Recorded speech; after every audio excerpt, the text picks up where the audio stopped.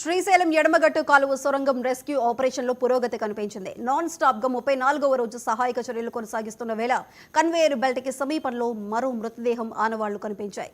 దుర్వాసన వస్తూ ఉండటంతో రెస్క్యూ సిబ్బంది అక్కడే తవ్వకాలు చేస్తున్నారు. భారీగా పేరుకుపోయిన శకలాలు, మట్టి, బురదను తొలగిస్తున్నారు.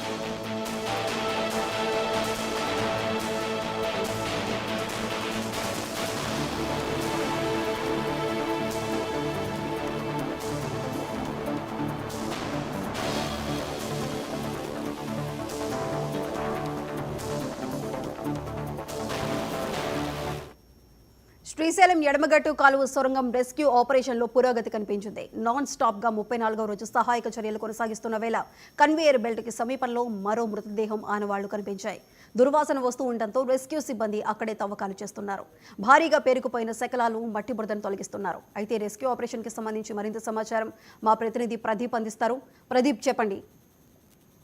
సాయి సుధా, నాగర్ కర్నూలు జిల్లా అచ్చంపేట నియోజకవర్గము దోమల్పేట సమీపంలో ఎస్ఎల్బిసి టన్నెల్లో ప్రమాదం జరిగి నేటికి 34 రోజులు పూర్తయింది.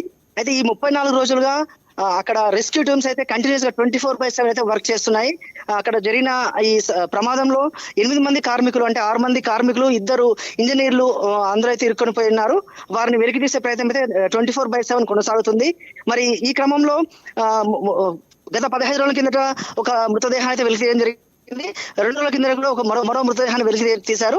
అయితే ఈ రోజు కన్వేయర్ బెల్ట్ సమీపంలో దుర్వాసన రావడంతో అక్కడ ఉన్న కార్మికులు, రెస్క్యూ బృందం వారైతే ఆ ప్రాంతంలో తవ్వకాలు కొనసాగిస్తున్నారు. మరికొద్ది సేపట్లో మరో మృతదేహం కూడా, అంటే అక్కడ ఎన్ని మృతదేహాలు అయితే ఉన్నాయో తెలియడం లేదు. మరికొద్ది సేపట్లో మరికొన్ని మృతదేహాలు కూడా బయటపడే అవకాశం ఉంది. మరి కన్వేయర్ బెల్ట్ సహాయంతో లోపల చిక్కున్న బురద నీటిని రెగ్యులర్ గా అయితే బయటికి పంపించడం జరుగుతుంది. మరి అదేవిధంగా టీబీఎం మిషన్ ఇప్పటికైతే పూర్తి స్థాయిలో కటింగ్ చేసి బయటకి అయితే పంపించారు. ఆ మిషన్ కి సంబంధించిన శకలాలు అయితే బయటకు పంపించారు. మరికొద్ది సేపట్లో మరికొన్ని మృతదేహాలు అయితే బయటపడే అవకాశం ఉంది. సాయిస్తా. Right Pradeep, thank you.